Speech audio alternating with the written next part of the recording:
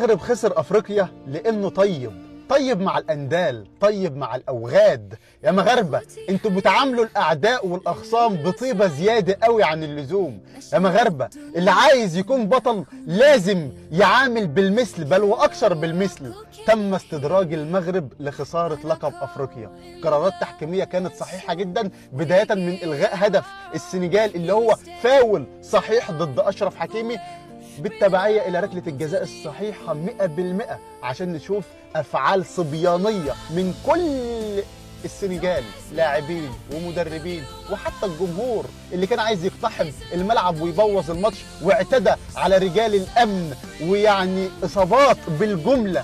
تم استدراج المغرب عشان في النهاية يتسرق منه اللقب على أرضه ووسط جمهوره، عشان تنتهي حدوتة ان لقجع فاسد والمغرب بيعطي رشوة. يا جدع ده الحكم من كتر الضغط اللي عليه مش قادر ياخد قرار صحيح بعد انسحاب لاعبين السنغال. اللاعبين بتروح للحكم في وشه وتتهمه بالرشوة والحكم مش قادر يطلع كارت، الحكم اخره يطلع انذار اصفر. لاعبين بيخوضوا في عرض الحكم وشتايم وكميه الفاظ رهيبه، كميه سب رهيبه للحكم، والحكم مش قادر يطرد حد. هيقولوا عليه واخد فلوس، هيقولوا عليه انت فاسد. بقت شماعه ان المغرب بيعمل وبيسوي، والمغرب اطيب ما يمكن. حسبي الله ونعم الوكيل في كل وغد حقير في هذه القاره بيتهم المغرب اتهام باطل. انتم اللي مرتشيين، انتم اللي اوغاد، انتم اللي اندال. المغرب اشرف من كل واحد بيتكلم عنه بالسوء. المغرب هيفضل صيتكم رغم الخساره، هيفضل راسه عالي، هيفضل تصنيفه الاعلى، هيفضل كعبه عالي عليكم، ومحدش حتى هيقدر يحصل اقدام المغرب. اتعصبت واتحرق دمي، كان نفسنا نفرح والله، بس اللي حصل مش كوره، اللي حصل مش كوره. وفي اي ظروف تانية المغرب يلعب ويكسب عادي. المغرب تتعرض لمؤامره كبيره من كل الجوانب. اتطبخت صح. فريق بيعلن انسحابه والحكم مش قادر ياخد قرار. مهزله بكل المقاييس. والله العظيم تعبنا وقرفنا من القاره المريضه دي. قسما بالله قاره ما فيها رجال غير المغاربه، قسما بالله قاره ما فيها اخلاق غير اخلاق المغاربه. لكن هي دي اخره الاخلاق، هي دي اخره المعامله. حسبي الله ونعم الوكيل. مش هقول اكتر من حسبي الله ونعم الوكيل. وربنا على كل ظالم ووغد ومفتري وندل وناكر للجميل. والمغرب هيفضل تاج على رؤوس اللي خلفوكم. بتكلم عن المنتخب المغربي العظيم، بتكلم عن المنتخب المغربي اللي الناس مش عارفه تلاقي له ماسكه، فعماله تقول لك لا اصل التحكيم والرشاوي والفوزي لقجع والمش عارف ايه وبتاع. ما هي حجه البليد فوزي لقجع دي انا عارفها. اي انت اول ما تلاقي اللي حوالي، بص احنا فينا عاده عامه لما حد فينا يفلح وينجح ويطلع من المستنقع اللي احنا فيه ده ويقدم مستويات كبيره، فاحنا جاهزين بتهم الفساد وبتهم المحسوبيه والرشوه وشويه الكلام الفارغ ده. يعني مصر لما خدت 3 افريقيا ورا بعض وكان احنا سهمنا العالي، كان يقول لك بقى عيسى حياته والكلام ده كله. خلصنا بقى من فقره عيسى حياته، دلوقتي بقى فقره بقى فوزي لقجع بقى، على اساس ان فوزي لقجع ده هو السبب ان المغرب يعني ايه. هو الراجل تدخل برضه بالرشاوي وكسب المغرب كاس عالم تحت 20 سنه. هو نفسه برضه بالفساد وصل المغرب ان هي متواجده في سيمي فاينل كاس عالم 2022، والمغرب اللي هي متواجده في نهائي بطوله كاس الامم الافريقيه في المغرب. هي دي اللي فعلا كانت محتاجاها الكره المغربيه عشان تثبت افضليتها. دي كانت محتاجه تدخل فوزي لقجع بصراحه. يعني هي دي فعلا فوز المغرب على نيجيريا بضربات الجزاء، هو ده اللي كان هيثبت افضليه المغرب. الف مبروك للشعب المغربي، الف مبروك للناس المحترمه، الف مبروك للناس اللي بتشتغل، الف مبروك للناس اللي بتعمل اللي عليها، الف مبروك للناس اللي عندها رجاله تشيلها وقت الزنقه، الف مبروك للناس اللي عندها حراس مرمى اكشلي بيمدوا ايديهم. يعني يا جميل قوي احساس ان انت عندك حارس مرمى بيمد ايده ده. بس يا جماعه عارفين لما بشوف ضربات الجزاء وبشوف ياسين بونو يعني تصدي ضربه الجزاء الثانيه ده خيال. فكره ان انا اوريدي خدت الخطوه ورحت واغير حركه جسمي في كسر من الثانيه واقدر ان انا اشيل الكره. بسم الله ما شاء الله الله اكبر، ده ليفل تصديات وليد في كابتن ماجد. يعني ده حاجه عظيمه انا ما شفتهاش قبل كده. بسم الله ما شاء الله الله اكبر، اللهم صل على النبي. ربنا يحفظه ياسين بونو تقريبا انا من بعد عصام الحضري ما شفتش حارس مرمى عربي بهذا المستوى المرعب. بس بيني وبينك انا لما شفت تصدياته قصاد نيجيريا قلت يعني الراجل ده ما يا عم صباح الفل، الراجل ده كان شاير المغرب قصاد اسبانيا في دور ال16 في كاس العالم، قصاد البرتغال في دور ال8 في كاس العالم. ده راجل متعود على المواعيد الكبرى. ايه يعني ماتش في كاس الامم الافريقيه بالنسبه له؟ زي ما برضو كان يعني ايه ماتش في كاس العالم الانديه بالنسبه له لما قدم المستويات الاسطوريه اللي هو قدمها مع نادي الهلال قصاد مانشستر سيتي وقصاد كل الانديه اللي لعب ضدها. حاجه جميله مش كده؟ حاجه جميله ان يكون الناس بتسعى من بدري ان هي توصل لهدف، وبقى العادي بالنسبه لها ان هي عماله تحقق اهدافها واحده ورا الثانيه، تكسب كاس العالم للشباب، تكسب كاس افريقيا المحليين، تكسب كاس العرب، تتواجد في سيمي فاينال كاس العالم، تقدر مؤخرا او قريبا او عن قريب ان هي تحقق بطوله كاس الافريقيه. حاجه حلوه. حاجه حلوه ان انت يكون عندك لعيبه بتلعب في انديه كبيره وتيجي المنتخب تلعب كانها بتلعب في انديه كبيره. يعني دي حاجه كويسه، يعني حاجه كويسه ان اشرف حكيمي بيلعب في الملعب وهو لسه راجع من اصابه، يبان ان هو فعلا البالون دور الافريقي. ده ستايل لعب احسن لاعب في افريقيا.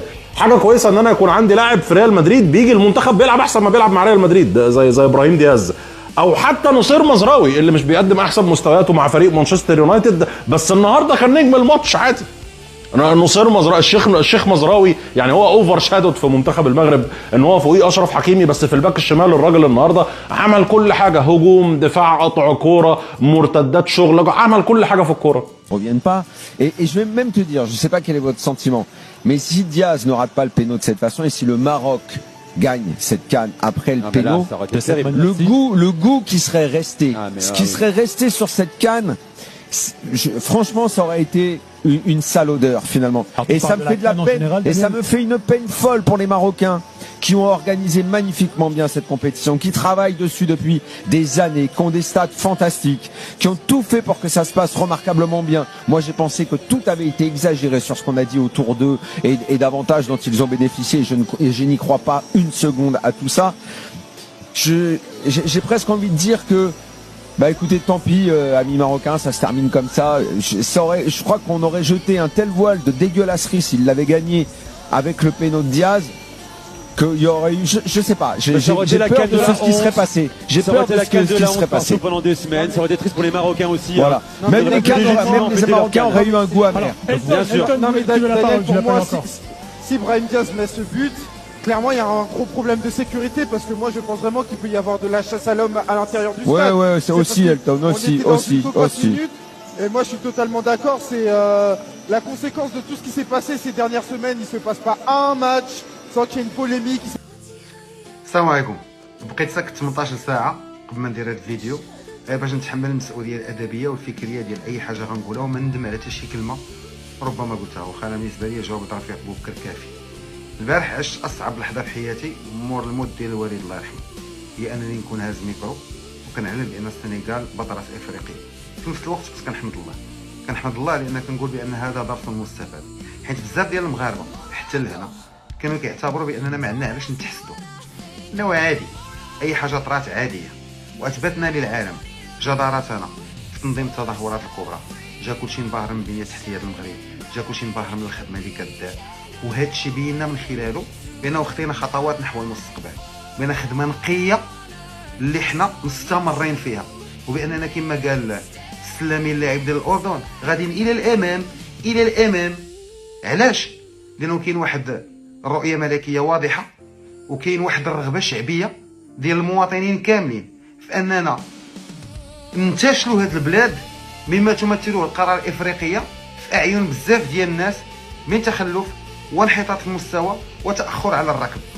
ظروف مستفاده حيت عندنا فعلا علاش نتحسدوا، لانه حتى الامثله قليله. اغلب الدول الافريقيه اللي بينات على واحد الحقد كبير، سواء جيراننا ولا جيراننا ولا الناس اللي لتحت عندهم مشاكل هيكليه، ونسطروا على هيكليه 3 ولا 4 ديال المرات وما قادينش يزيدوا لقدام. وبحال ملي شي واحد في العائله كيطلع وكيوصل وكيكون بعيد على ولاد خالته ولاد عماته على جيرانه على شحال من واحد، كيبداو يتهموه بالانانيه وكيتهموه بالغرور وكيتهموه بالنفاق وما عرفت كي دار ليها وما عرفت فين وصل. المغرب عنده مشاكل ولكن غادي وكيحلها.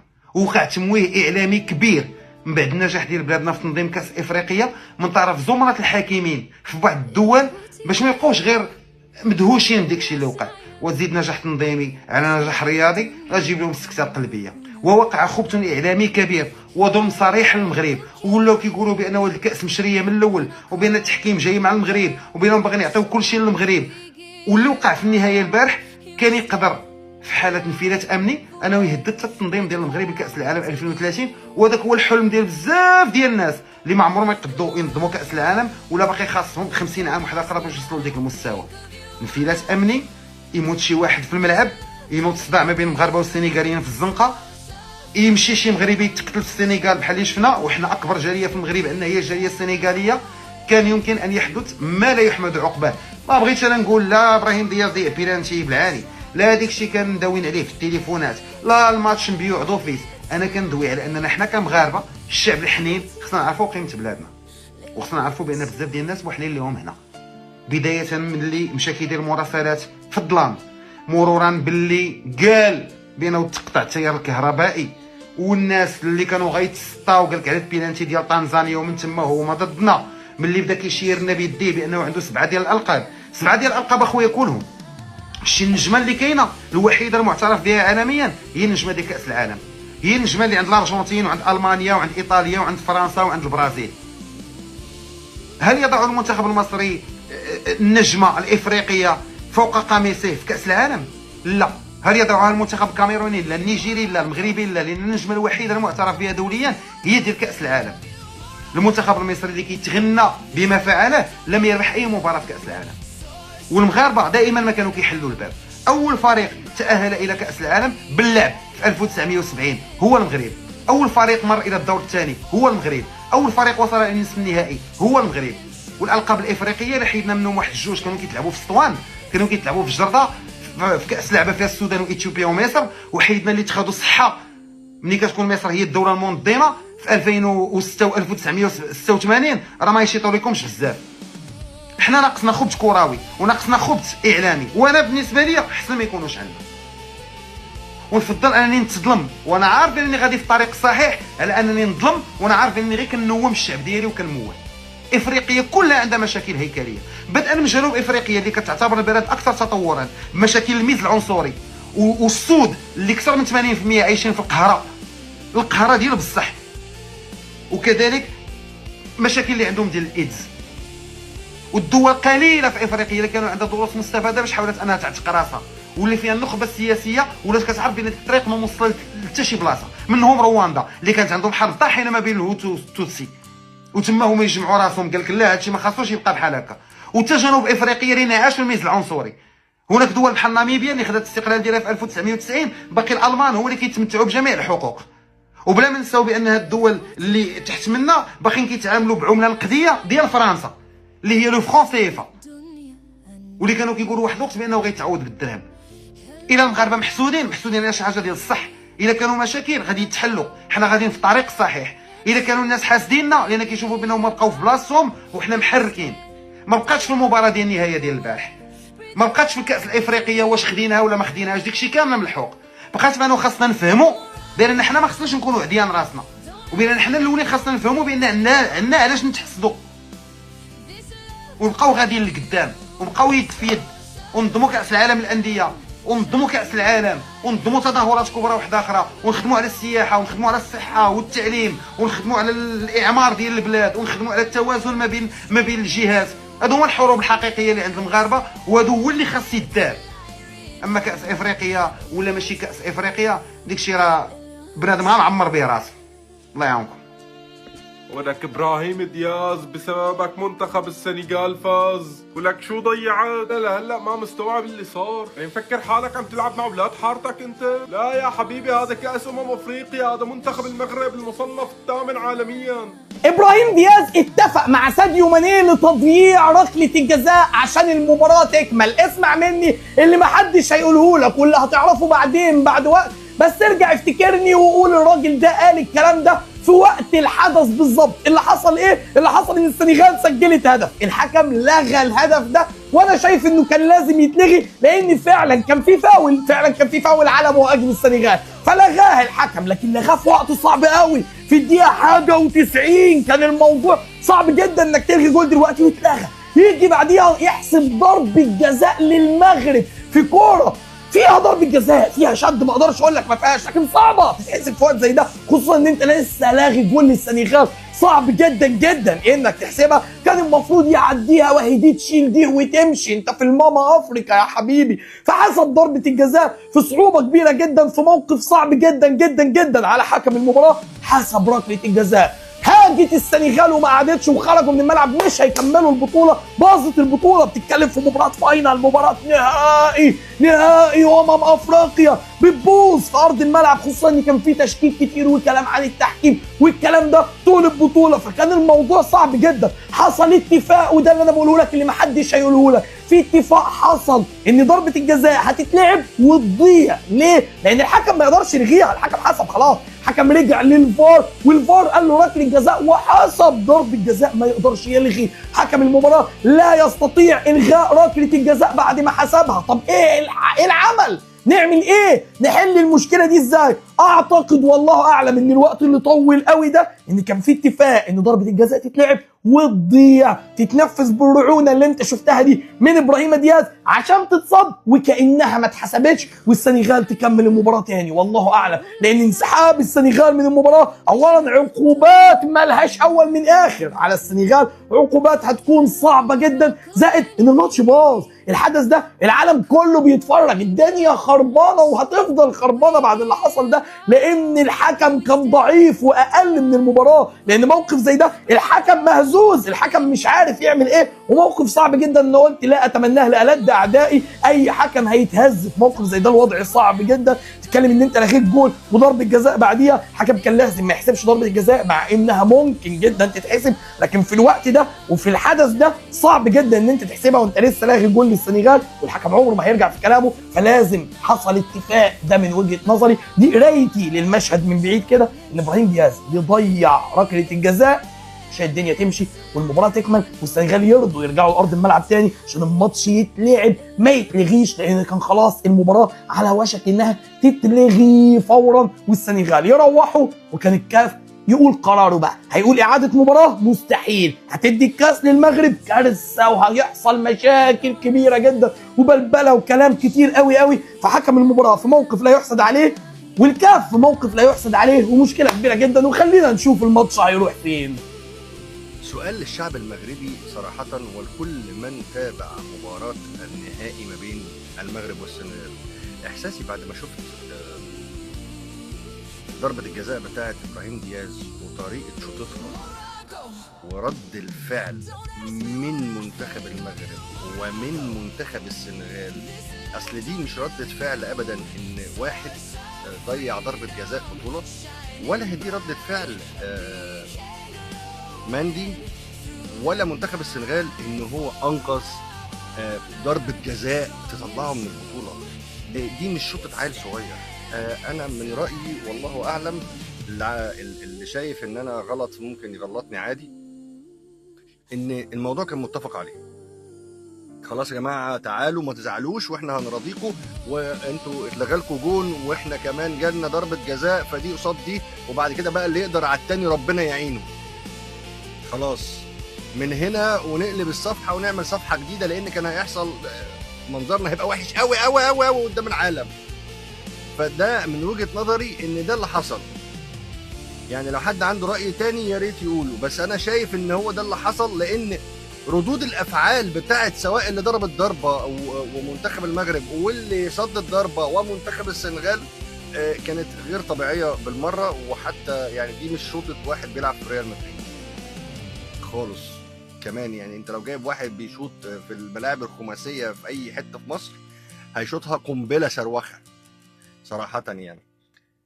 ولو ان برضو ان السنغال كان افضل في المباراة، اخطر في الفرص من كل حاجة، ولكن احساسي في ضربة الجزاء ان هو كان متفق عليها. وبعدين يلا بقى يا جماعة نبدأ من اول وجديد ونسمي الله ونصلي على النبي كده ونخلي منظرنا حلو. بس يا ريت حد يقول لنا ايه اللي حصل. ولك ابراهيم دياز بسببك منتخب السنغال فاز، ولك شو ضيعت؟ لهلا ما مستوعب اللي صار. يعني مفكر حالك عم تلعب مع اولاد حارتك انت؟ لا يا حبيبي، هذا كأس افريقيا، هذا منتخب المغرب المصنف الثامن عالميا.